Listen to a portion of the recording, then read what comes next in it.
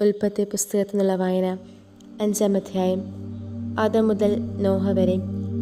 ആദത്തിൻ്റെ വംശാവലി ഗ്രന്ഥമാണിത്. ദൈവം മനുഷ്യനെ സൃഷ്ടിച്ച ദിവസം തൻ്റെ സാദൃശ്യത്തിൽ ദൈവം അവനെ രൂപപ്പെടുത്തി. ആണും പെണ്ണുമായി അവരെ അവിടുന്ന് സൃഷ്ടിച്ചു. അവിടുന്ന് അവരെ അനുഗ്രഹിച്ചു. അവർ സൃഷ്ടിക്കപ്പെട്ട ദിവസം മനുഷ്യൻ എന്ന് അവിടുന്ന് അവരെ പേര് വിളിച്ചു. 130 വയസ്സായപ്പോൾ ആദം തൻ്റെ ഛായയിലും സാദൃശ്യത്തിലും ഒരു പുത്രനെ ജനിപ്പിച്ചു. അവന് സേത്ത് എന്ന് പേരിട്ടു. സേത്തിനെ ജനിപ്പിച്ച ശേഷമുള്ള ആദത്തിൻ്റെ ആയുസ് 800 വർഷമായിരുന്നു. അവൻ പുത്രന്മാരെയും പുത്രിമാരെയും ജനിപ്പിച്ചു. ആദത്തിൻ്റെ ആകെ ജീവിതായുസ് 930 വർഷമായിരുന്നു. അനന്തരം അവൻ മരിച്ചു.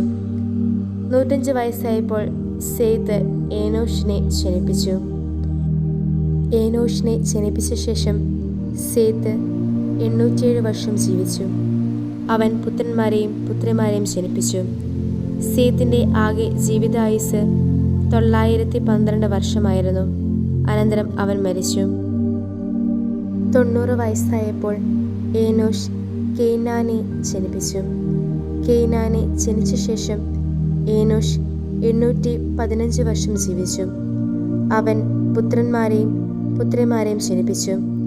ഏനോഷിൻ്റെ ആകെ ജീവിതായുസ് 905 വർഷമായിരുന്നു. അനന്തരം അവൻ മരിച്ചു. 70 വയസ്സായപ്പോൾ കേനാൻ മഹലലേലിനെ ജനിപ്പിച്ചു. മഹലലേലിനെ ജനിപ്പിച്ച ശേഷം കേനാൻ 840 വർഷം ജീവിച്ചു. അവൻ പുത്രന്മാരെയും പുത്രിമാരെയും ജനിപ്പിച്ചു. കേനാൻ്റെ ആകെ ജീവിതായുസ് 910 വർഷമായിരുന്നു. അനന്തരം അവൻ മരിച്ചു. 65 വയസ്സായപ്പോൾ മഹലലേൽ യാരദിനെ ജനിപ്പിച്ചു. യാരദിനെ ജനിപ്പിച്ച ശേഷം മഹലലേൽ 830 വർഷം ജീവിച്ചു. അവൻ പുത്രന്മാരെയും പുത്രിമാരെയും ജനിപ്പിച്ചു. മഹലലേലിൻ്റെ ആകെ ജീവിതായുസ് 895 വർഷമായിരുന്നു. അനന്തരം അവൻ മരിച്ചു.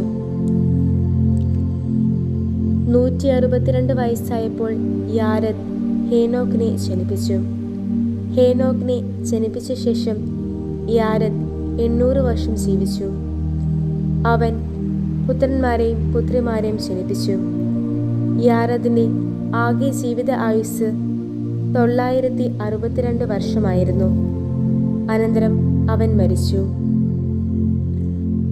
65 വയസ്സായപ്പോൾ ഹേനോക്ക് മെത്തുശലഹിനെ ജനിപ്പിച്ചു. മെത്തുശലഹിനെ ജനിപ്പിച്ച ശേഷം ഹേനോക്ക് 300 വർഷം ദൈവത്തോടൊപ്പം വ്യാപിച്ചു. അവൻ പുത്രന്മാരെയും പുത്രിമാരെയും ജനിപ്പിച്ചു. ഹേനോക്കിൻ്റെ ആകെ ജീവിത ആയുസ് 365 വർഷമായിരുന്നു. ഹേനോക്ക് ദൈവത്തോടൊപ്പം വ്യാപരിച്ചു. പിന്നെ അവൻ കാണപ്പെട്ടില്ല, കാരണം ദൈവം അവനെ എടുത്തിരുന്നു.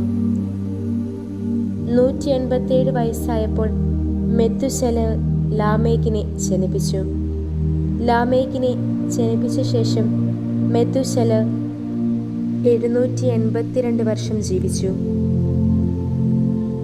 മെത്തുശലഹ് പുത്രന്മാരെയും പുത്രിമാരെയും ജനിപ്പിച്ചു. മെത്തുശലഹിൻ്റെ ആകെ ജീവിതായുസ് 969 വർഷമായിരുന്നു.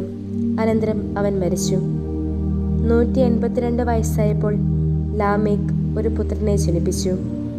കർത്താവ് ശപിച്ച മണ്ണ് മൂലമുള്ള നമ്മുടെ അധ്വാനത്തിൽ നിന്നും കൈകളുടെ ക്ലേശത്തിൽ നിന്നും ഇവൻ നമ്മെ ആശ്വസിപ്പിക്കും എന്ന് പറഞ്ഞ് അവന് നോഹ എന്ന് പേരിട്ടു.